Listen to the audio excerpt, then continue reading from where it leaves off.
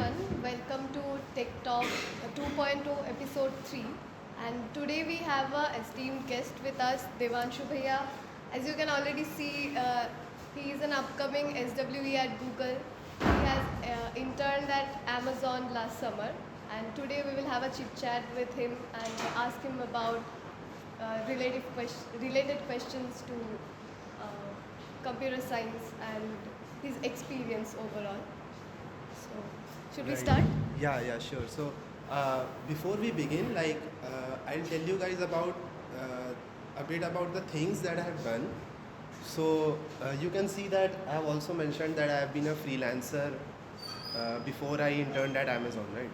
So, I have freelanced for about, I would say, 1.5 years almost, and I have worked at startups like Gramodaya, an academy, mad scientist, right?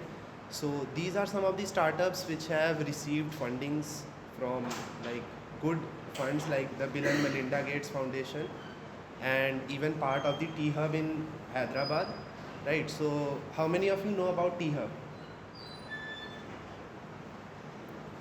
Acha, like I'm audible or not? No. Huh? Barely. Okay. So how many of you know about T Hub? Anybody has heard about T Hub in Hyderabad? Like, no. So that is basically an incubator program started by the Telangana government. So a lot of startups that come up in Hyderabad or even anywhere in Telangana, they are part of the T Hub generally. And basically, what I can say that even I think only the good startups they make it a part of T Hub. They get a lot of funding, they get their client base and everything. So startups like that, I have been a part of them. So not just working in MNCs, right? Because definitely MNCs have a different kind of work culture, right? So even startups teach us a lot of things when you work in startups, right? So I'll be discussing about them also, and I hope you all will benefit from all of that. Not just that, I have done a lot of ML, I have played CTFs, I have like basically touched upon many fields, many domains, right? So I hope you all will benefit from today's session, and let's begin with the questions, right? So, Bhaiya, sorry. As you have already mentioned that you started working a bit early in college or maybe before that. So, when did actually you start doing coding or learning to code? Right. So I would say that my interest in coding started when I was back in 8th, right? So basically I am like I studied CS in my plus 2, right? So due to that, I began Java programming in class 8, and since then I have done a lot of projects even in school, right? So I learned HTML CSS when I was back in school. So you might be thinking that that gives a lot of head start, but that is actually the true nature of this field, right? The CS or IT field, as you all say. That is actually the true nature, because you don't need to have any kind of particular knowledge to start writing code. Basically, you learn English, you can start writing code, right? So when you start so early, things when you reach college, right? When you reach your first year or when you reach your second year, things become more like your habits, right? So when you learn a new language, you don't have to think a lot about it, right? Because you have learned so many new languages before. So like it's not about being too late or being too early, right? You can start whenever you want, but the thing is that it should be your passion to learn about it, right? It shouldn't be like, oh, I want to work in a fan company, so I want to do coding. That shouldn't be your thinking. If you think that way, then you won't be able to succeed in this field, like as the market situation stands right now. Yeah, Right. totally understandable. Answer So, problem. so uh, You started early and you must have faced some difficulties during your initial days of coding. So how did mentorship help you, or how did CodeIIEST help you after you came to college? Right. So when I came to college, first because that was online, right? Our first 2 years were online due to COVID and everything.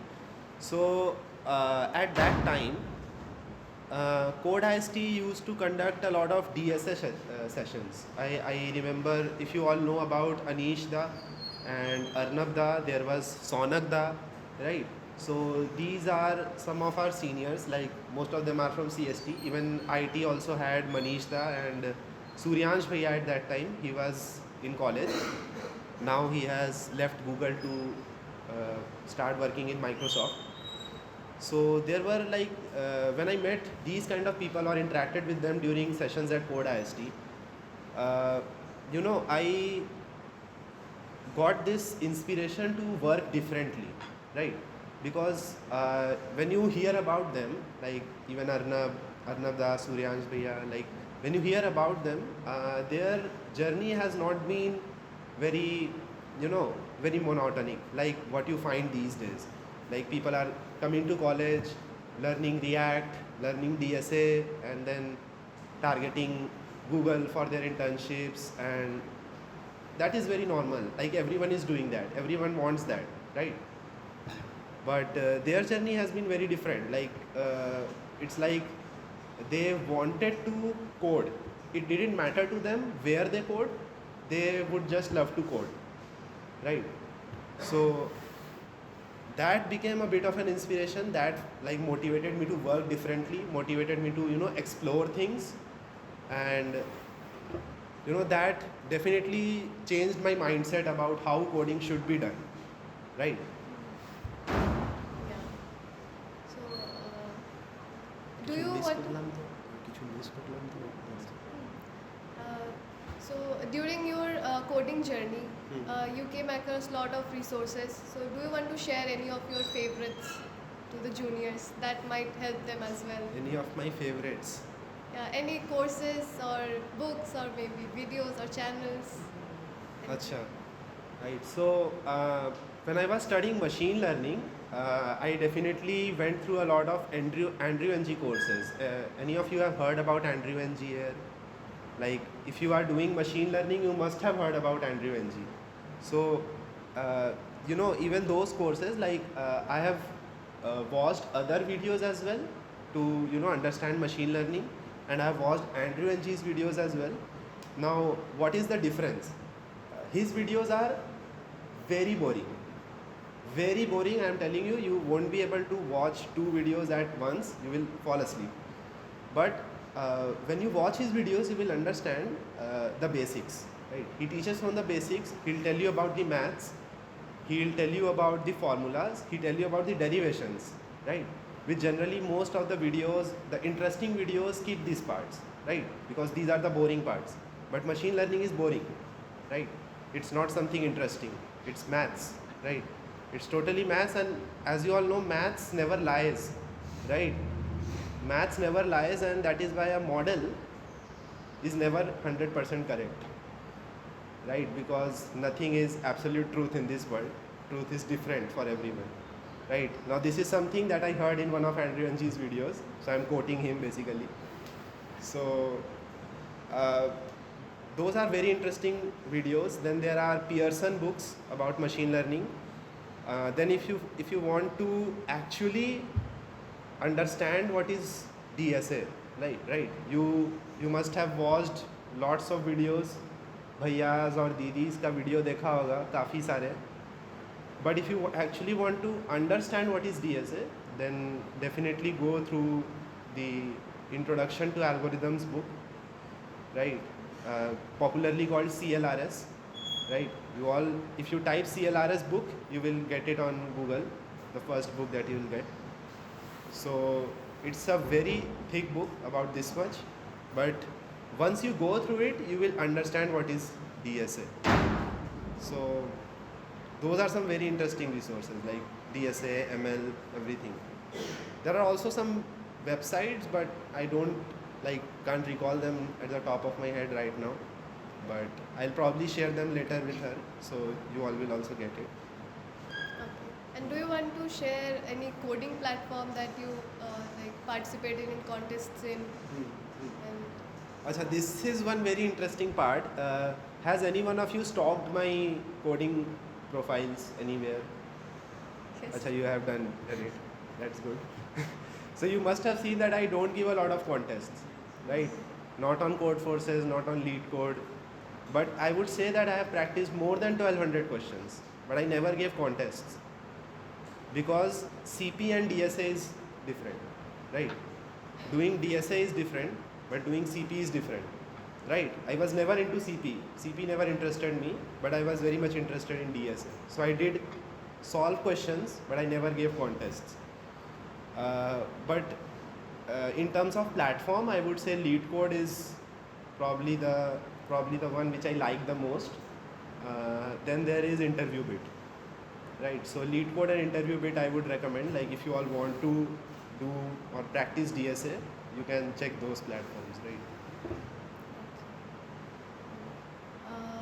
So you have already told them that you were into ML, then you did DSA, then you worked as a full stack developer, and you cracked SRE at media.net. So how did you manage to develop all this diverse skill set? I would say that the first thing that contributed to this is starting early, right? Because I started very early in school. Because of that, when I reached first year, I was already, a bit proficient with web development. So I didn't have to focus much time on that. So in first year, I used to study a lot of ML. Like I used to watch videos, I used to read books on ML. So that helped me a lot to, develop my skills in ML. And once I was through with the theory part, I worked on projects, right? Now projects are something that help you to learn quickly a lot of things, right? So once you start working on projects, you understand how to implement what you have learned. And once you have learned to implement it, you don't need to revise the theory again and again, right? So this is what you call getting out of tutorial hell, right? If you keep watching tutorials, you will think that, okay, I should finish this playlist, then I'll do something. No, that doesn't work. Because once you finish the playlist, you have already forgotten half of what you have watched in the first part. You have absolutely forgotten it, right? So instead, if you want to learn some new concept, try to make a project using that. Now that is the beauty of CS. You can make projects whenever you want, right? Other streams don't provide this vanity, basically. If you are a civil engineer, if you want to learn some concept, will you go out and start building roads? You cannot do that, right? But in CS, you can do that anytime, right? So I would recommend you all that if you want to learn concepts fast, if you want to learn a lot of things in a short amount of time, start building projects, right? Now, you can simply watch a video, YouTube video, copy the project, right? Totally copy it, but understand what the code is doing, right? If you understand each line of code, if I ask you anything from that code and if you can answer me, then you have understood the concept, right? So try doing things that way, try it once. If you like it, you can continue that, or you can go back to watching tutorials and then doing something else, forgetting half of it. So now that is one trick to learn things fast, I would say. Now you have already talked about projects. Do you think projects are also important from the perspective of internship or placements? Like how do they help in the process? Very much. I would say that projects are something. When you are applying for internships, right? If you actually want internships in a big MNC, right? I'm not taking any names, but if you actually want internships at good companies, so they'll not expect you to have a lot of experience, right? Having experience is a plus, definitely, but they will not expect you to have a lot of experience. They will have a look at your projects, right? And if you have built something that solves a real world problem, right? If you have something like that on your resume, you are definitely a go for them, right? So I have one such project in my resume. Basically, that was a video keyframe extractor thing which I had created during the online era, right? So basically, I would say in almost all of my interviews during internship season, I was asked about that project. Only that project. They didn't ask me about the two other projects that were mentioned. Only that was asked. So, like you can go to my LinkedIn and have a look at that project, what I am mentioning, like the video keyframe thing. Now, you will understand that why they asked me about that only, right? So, definitely projects are very important, like I would say. Yeah, we have also used your video keyframe extractor during.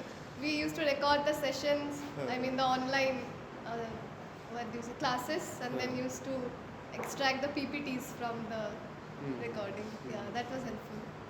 And so yeah, okay. Now let's come to your experiences. Like first, tell us what was the process of getting internship at Amazon in the applied scientist role. Right. So that opportunity I got through the Amazon ML Summer School. They do it almost every year, and there is a selection process for that. First, the Amazon ML Summer School, they select a few people for that. Now, once the lectures are over in that summer school, once the lectures are over, they conduct another, basically a screening round for people who have actually attended the lectures. So basically they ask questions from that, and if you are able to clear it, they give you an opportunity to interview, right? And the interviews were two rounds. One was DSA round and one was ML round, right? So DSA round was classic DSA round. They asked 4 questions. If you are able to answer them all, you move to the next round. Then the ML round was completely theoretical, right? They discussed about my projects. They asked me like analytical questions, basically hypothesis based, and then there were theoretical questions about ML. And once you were done with them, you get the final offer. And I remember that when I was at Amazon, there is a internal employee directory. So you can check how many people are working at which role and where they are working, right? So I had a look at that directory, and there were, I guess, 30 interns, applied scientist interns, 30 in India compared to 800 SD interns. So you can understand the ratio, like it's a very rare opportunity that people get, and like I would say I was a bit lucky to get that. But yeah, definitely I worked, basically I revised a lot of things before the interviews happened, right? So that also played a big role maybe. And also my projects that I mentioned, the video keyframe extractor, even in that interview they asked me about that project, although it does not have any kind of ML model behind it. Still they were asking me about that and wanted me to implement it using ML, which I was able to do during the interview, so which probably impressed the interviewer very much. So projects contribute a lot wherever you go.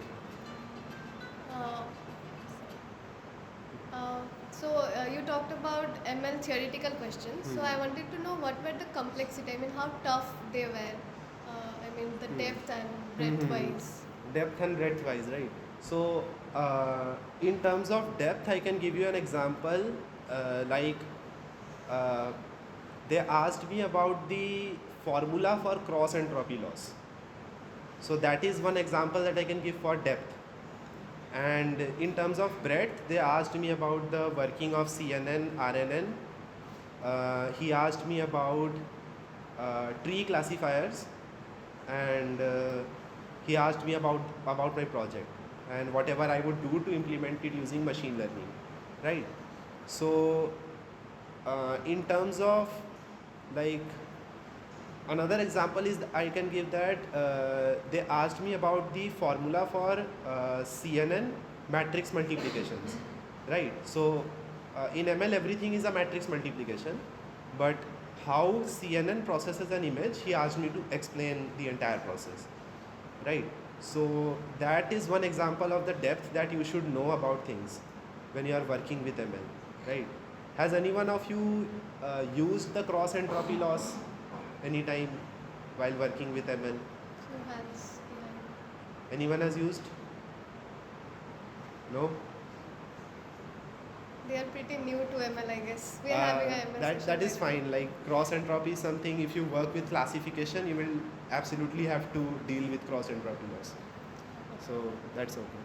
And how was your experience working there? Some of the projects you worked on? Right. So I was actually working in a team which I cannot mention in public, basically. So I have to rename my team every time whenever I talk to people. So I just tell them that I worked in CMT Science. So CMT Science was my team, and it was a very small group of people. So there were 2 people working full time and 4 interns in our group. So it was a very chill kind of environment, like you can work whenever you want, and they were very chill with deadlines as well. I worked on 4 projects during my internship, and I received a lot of great feedback. So variety of projects was, first I worked on a basic random forest classifier, which they had combined with a neural network, right? So if you are someone who works using ML, you will understand that this kind of architectures are not very well used, right? So this was a very specific use case based architecture. So they combined basically a classical random forest classifier with a neural network for a particular use case. Then I worked on a project that involved a lot of research and experimentation. Basically, I had to read a lot of research papers and implement them. So that was an NLP based project. Then I had to work with a computer vision based model. So that was a twin RNN based structure.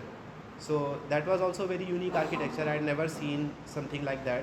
So, and finally I had to deploy some models to the AWS platform that they were using. So you can see that throughout my internship I worked right from data gathering to final deployment of the ML model, right? So which you would call a complete ML ops cycle, right? So I would say I learned a lot of things. Basically starting from day one, I had to start learning things to actually perform there, right? You don't just, even with the amount of projects or with the amount of theoretical knowledge that I had, that was not enough. I had to go in there and start learning to actually finish the projects that they had assigned me. And all of the projects were solo. There was no team project. So I had to handle all the projects on my own, right? So that definitely teaches a lot of things when you work on a project alone, right? So yeah, that was definitely a very good experience for me, like in terms of learnings, in terms of the fun I had, like working with those new things. Like absolutely I was very much stoked every day. I used to go to office every day, although it was not required. They wanted me to come only 3 days a week, but still I used to go there every day. So yeah, that's very much a fun experience that I had. Now let's talk about your placement interviews a bit. Mhm. So how was your experience while preparing for the SRE role at media.net? Right. How was the interview? Right. So I would tell you, when my SRE interview came up, like when media.net came to campus, they had this online screening first, the OA part. So after I cleared the OA, there was a offline machine coding round, right? Now in that offline round, there was basically we had to write code for basically socket programming, right? So we had to create a server through code. So we were given to create a UDP server, and like once you start learning networks, you will understand like UDP, TCP and those things. So we had to create a UDP server and create a messaging service basically, So when that round happened, that was in the morning at 9 a.m. I guess. And when I woke up at 8:30, I was like, मन नहीं है जाने का, छोड़ देते हैं, मुझे मन नहीं हो रहा जाने का. तो फिर but after that some of my friends told me that no, you should go, you will easily clear it, and like they hyped me up. So I was like, अच्छा इतना easy है, चले जाते हैं. And then I was like कि चलो चलते हैं. And I like went there in my slippers and casuals and everything, and other people were wearing jeans and formals. I was like अरे ये मैं इनके बीच में आ गया. तो and there were M.Tech people also. There were M.Tech students from IT and CST. Like they were also shortlisted for that. And I was like अरे M.Tech वाले भैया भी आए हैं, कैसे होगा मेरा? And we waited for 2 hours, and after that they started the round. So, but when the round started, just within 30 minutes, the entire hall was empty. Like people gave up, and only I was writing the code. I was like, अरे ये क्या हो रहा है? ये तो खाली हो गया. And then, but once I started solving the problem, I was like, that's too easy. I can do it. And once that happened, like I'll tell you, there were 130 people. 130 people for the machine coding round, and for interviews, they selected only 3. So only 3 people were able to actually code the server. Nobody else was able to do it. They gave up in first question, but there were 3 questions. And only 3 people solved all 3 questions. So they were like, this happens. With media.net, I would say this happens. They either take 0 or 1. They generally don't take more than 1 person in like any time they have visited our campus. So they even complete the procedure, and they will take no one if they don't like it. Right? So when that happened, it was like, okay, maybe I have a chance. So after that, there was a resume round. Then there were 2 system design rounds. Right, so system design was something which I had not expected before. I had not given any such interview before. So when media.net came up with that system design round, I was like a bit in a crisis, but what I would say, I used my common sense at that point to build the system that they wanted me to, right? So they gave all the elements to me, and they wanted me to create a redirection service basically. And there were a lot of conditions to that, like latency, downtime, storage, everything I had to consider and reduce the cost basically. So I was able to clear that round, and the final round was with the director of SRE. Now that round was, very, I would say, nerve-wracking round, because he didn't turn on his camera throughout the interview. And he was like, okay, you think of a solution, I'll get back in 5 minutes. And he just muted his mic, and I was sitting there thinking what I should do. Now that was also handling a log file of 20 terabyte. So he gave me the problem of handling a log file. Now we have to manage the log file. The log file is 20 terabytes, and no other computer, no other server has that amount of storage. So the storage each server has was 16 GB. And he wanted me to handle and process the 20 terabyte log file. Now, basically again, I had to use common sense. There was no way you can figure out this, that he will ask you such kind of questions before the interview, right? So I had to use concepts of multi-threading, chunking, and then there is a popular algorithm called MapReduce.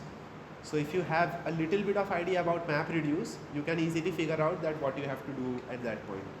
Right, so these type of interviews, I would say, they require a bigger, like a breadth of knowledge than depth, right? So if you have idea about a variety of things, you can easily figure out the solution instead of going into depth of each of them, right? So that is something which happened in the media. Yeah, it seems very interesting. The whole interview process. Right. And how was the interview process in Google off campus? Right, so that also has a fun story. Now, I never really applied for the role. I never applied for the role on the Google platform. Basically, I had applied for a winter internship 2025 winter internship. And what happened is that some HR at Google, she saw my resume and she mailed me back that your resume seems a fit for the FTE role at Google. So why don't you apply for this role? I'm like, okay, I don't have any problem. You apply. And she added her own referral to apply me for the FTE role. And through that, I proceeded to the interviews directly. And there were 5 rounds of interview in a single day. So there were 3 DSA rounds and 2 HR rounds. And after that, interviews, on that single day there were 5 rounds, and after that there was no communication from them. And 6 months passed after when I got the offer. So I gave my interviews back in October 2023 and I got the offer in February. And in that duration there was no communication. I had absolutely forgotten about the interviews. I was like, they have ghosted me, I don't care, I'll go to media.net, I'll do my work. But then suddenly on 21st there was our midsem paper, and 2 hours before the paper this HR calls me and tells me you have got the offer. And I'm like, abhi पढ़ लेता हूँ, नहीं तो midsem में क्या लिखूँगा, offer वॉफर तो मिलता रहेगा. तो then I was like कि भाई तू PYQ बता मुझे, ये तो किसी का कॉल था, मैं तेरे को बाद में बताऊँगा. And after I got back from my midsems, I told them that भाई Google से कॉल आया था, and they are like मारो इसे, बेल्ट निकालो. So those kind of things happened. So that was also very fun thing that happened. Like the interviews, the day on which interviews happened, like I was absolutely mind blown, because 3 rounds of DSA already, like after the second round you are half sleepy. You don't have any energy left to give another 3 rounds. And then even after the second round they were telling me that you have more rounds left. How many rounds? I don't know. They were like mailing and telling me to join in 10 minutes. And I was like wearing my shirt, taking it off, again wearing my shirt, again taking it off. And those kind of things were happening that day. So yeah, that was also a lot of things I got to learn from those interviews as well, like how to manage pressure, how to manage sleepiness. So yeah, those things happen. So any more interview specific tips you wanna give the juniors from your all the interview experiences? Right. So one thing I would definitely mention is that just stay calm. Okay. If you start getting nervous, the interview is gone. Right. Once you start getting nervous, because I'll tell you, in interviews like at Google, Amazon, I've given interviews at Goldman Sachs, at Trilogy Innovations, at Wells Fargo. I've given a lot of interviews. And mostly what happens is that when it's a DSA interview, they don't care about who you are. Like they'll just ask your name and paste the question. They don't care what you do, who you are, where you are sitting. It doesn't matter. If you can solve the question, you are in. Right? It's as simple as that. So if you get nervous, you will be unable to think about the solution at that time. And if you are unable to think, you are gone. Right? So if you cannot solve even one question, there are generally 2 to 3 questions in an interview. So if you are stuck at even one question, you are rejected. At that point, you are rejected. Right? So being calm is, I would say, the greatest thing that you can do during an interview. Apart from that, what I can say except practice. That's all. Nothing else actually matters. Okay. And so you have also worked in startups. You have also worked in MNCs. So what is the cultural difference, or do you see any difference in working in these two environments? Definitely. So basically the biggest difference, I would say, working in an MNC and a startup is the pace actually. Like in MNCs you can relax anytime you want. You can delay the work by 2 days. You can say that I have got a blocker, or you can mention things like that. But in startups this doesn't generally happen. Like if you have got a blocker, you have to work on that overtime. You have to work through the night to finish that. Right? So deadlines matter a lot for them. In startups, the deadlines matter a lot. So if you are unable to finish things within a deadline, it becomes very difficult for them. So they'll pressure you into finishing the thing. So that is something like which you don't find in MNCs. Like you can relax and do stuff at your pace. Another thing is the learnings, right? My internship at Amazon was a bit of an outlier, but if you get SD internships or SWE internships at any other MNC, like you will find that the amount of things that you will learn is much less than working in a startup. So if you work 3 months in a startup and work 3 months in an MNC, you will learn more things at the startup, right? You have to handle more problems, you have to solve more difficult things than in an MNC, right? Because they already have a finished product, right? They are not building something from scratch, which startups are doing, right? So when you build things from scratch, you will find more problems, right? And more problems you find, the more you have to solve, right? So those are some of the things. Now, I generally recommend people to find internships in a startup before aiming for things like Amazon, Google, Microsoft.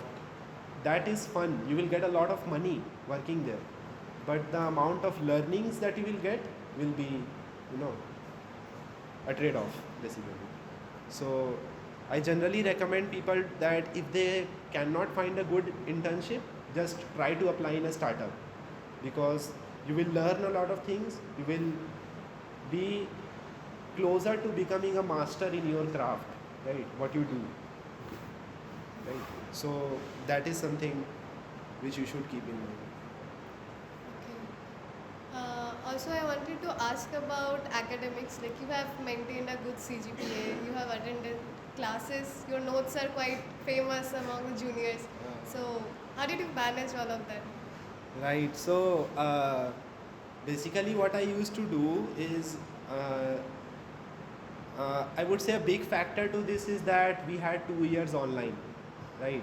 So in online classes, I would like record the class, start recording, and then change tab. So I would do something else during the class basically, and once I have the recording, I can watch it anytime. So I can even create notes when I'm sitting at night or like doing nothing basically. So those things help. But what you can do in offline, right? So in offline, I would say go to class and grind. Like don't waste your time, right? So there are many opportunities that you will get to waste time, right? But like obviously you will take part in sports, right? If you like sports, you should take part in sports. If you like music, arts, whatever you like, you should take part in those things. But apart from that, like try to reduce the use of social media. Like I don't have any Facebook ID, I don't have Instagram ID till now. I finished 4 years of college. It is absolutely not needed, right? So if you want to like use your time, then you should avoid social media totally. Like avoid WhatsApp, even avoid your phone.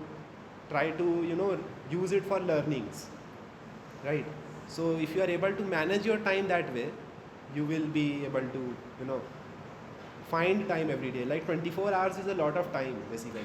So even if you work for 3 to 4 hours every day on yourself, on your skills, DSA, web development, Android, ML, whatever you like, if you give 3 to 4 hours every day, that's more than enough. Like if you are in second year, you have a lot of time left. And if you are in third year, you don't have a lot of time left, but you can still focus more of your time to practicing DSA and developing projects. Now that is going to help you in your internships, right? So as you bought extracurricular, co-curricular too. So you were the general secretary of art club Sketch. So how does that help? How does extracurricular help in personal growth maybe? Right, right. So one thing that I would say, like participating in like extracurricular activities, like as I mentioned, sports, art, craft, participating in those improves your soft skills, right? So if you have solved a lot of DSA, you have practiced a lot of things, the interviewer gives you a question, you understand the solution, you know it instantly in your head, but if you can't communicate it to him, right, then what he will understand that he doesn't know anything, right? So working on your communication is also very important, because I have seen people in my batch, I have seen people among my juniors also, people who are good but they are unable to communicate. They face problems when they want to convey their ideas, right? When they want to explain their solution, they are unable to do that, right? So generally the interviewer will think that you have copied from somewhere, or maybe you don't actually know what you are writing. So at that point also you are facing a rejection, right? So improving on your soft skills is also very important, right? Communication, organization, writing clean code, right? Those things also matter. So participating in these kind of activities improves your communication, right? Because no matter what kind of sports you are playing, you have to communicate with your team, right? Those kinds of things matter. You cannot actually do all those things alone, right? So these are some of the things that will help you basically, even in your job, like organization skills, team management, team dynamics, like those kind of things, absolutely, like helps a lot. So I'm done with the questions from my side. Anyone from the audience would like to ask him something?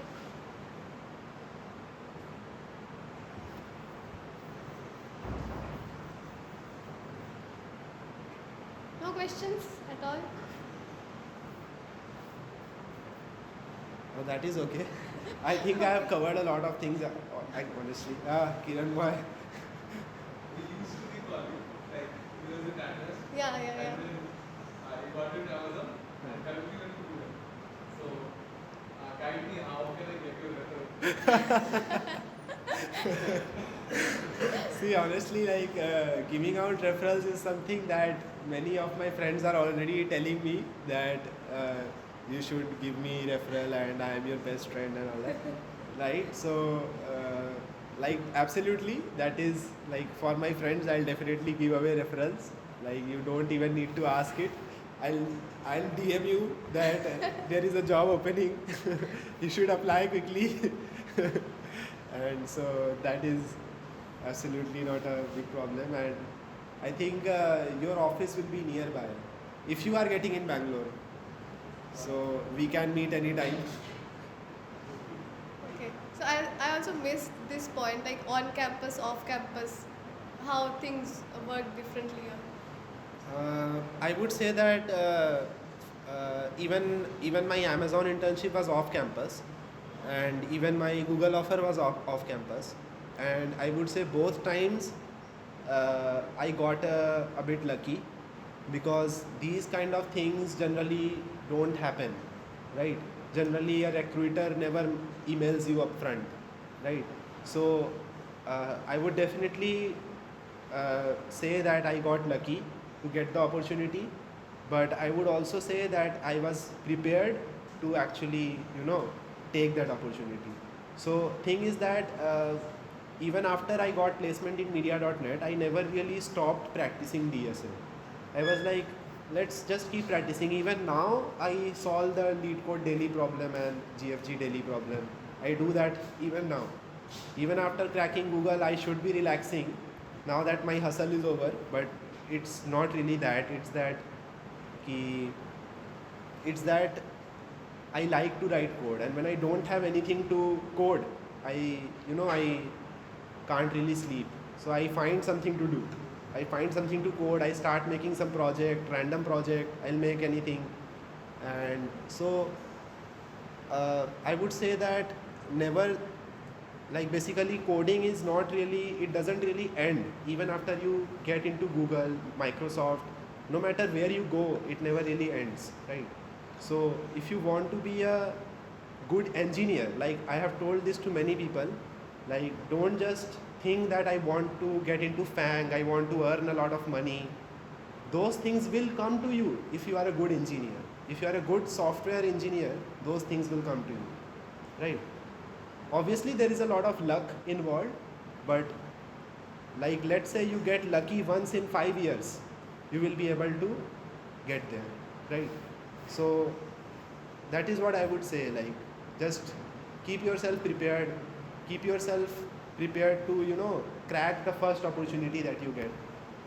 Like, even during on-campus placements, there is a lot of difference because the competition is much less. In on-campus, you are competing with how many? 700 people. All departments included, 700 people at max in your batch. But when you go to off-campus, this number is maybe 15 lakh, right? Like, if you check some blogs from Google, they mention that all over India they get like around 3 to 5 million applications every year, and in on campus there are 700 or 800 people, right? So it's very easy on campus. If you are able to get it on campus, it's very easy. So being the best in 800 people and being the best in, you know, 15 lakh or 5 million people, like, it's very much, you know, you understand the scale, right? Question.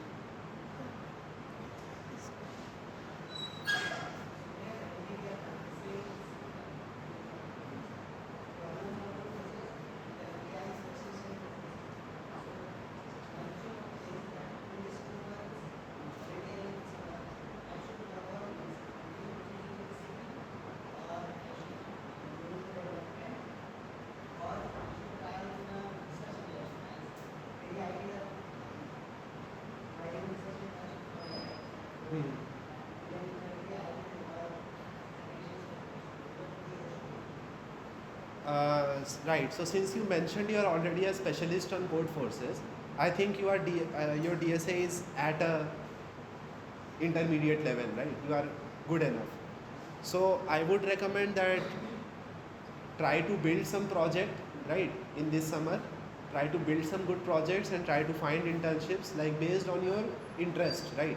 So if you want to go for higher studies, you should try to pursue some research internships, right? Because they will benefit you. But if you want to find a job after BTech, you should try applying to some startups, or maybe build some good project, try contributing to open source. Like, how many of you know GSOC is coming? Anybody here who is applying for GSOC? Google Summer of Code. So Google Summer of Code is an opportunity. It's an opportunity for open source contributions, right? So the applications will be opening on 18th. So 6 days are left. You can go to their website, check out the organizations. Now try submitting an application to them, right? So you will be contributing to some very big organizations like Python, TensorFlow, PyTorch. You can contribute to these libraries and you will get paid for it. Like, I think the pay is around $3,000. So that's like more than 2 lakhs. So that's a lot of pay, and you will get paid for writing code, basically. Something that you will choose. Okay. So check it out definitely. You can also try applying to that. Like, it's a very interesting opportunity, and also try applying to startups. If you want to get into a job, or if you are looking for higher studies, go for research internships.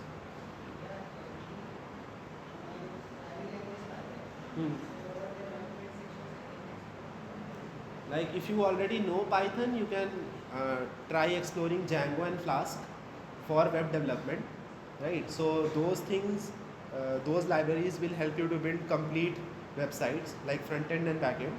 Apart from that, you can try exploring JavaScript, and like that will increase your number of tools that you can use. Right? Okay, so let's wrap up this session and let's thank Bhaiya with a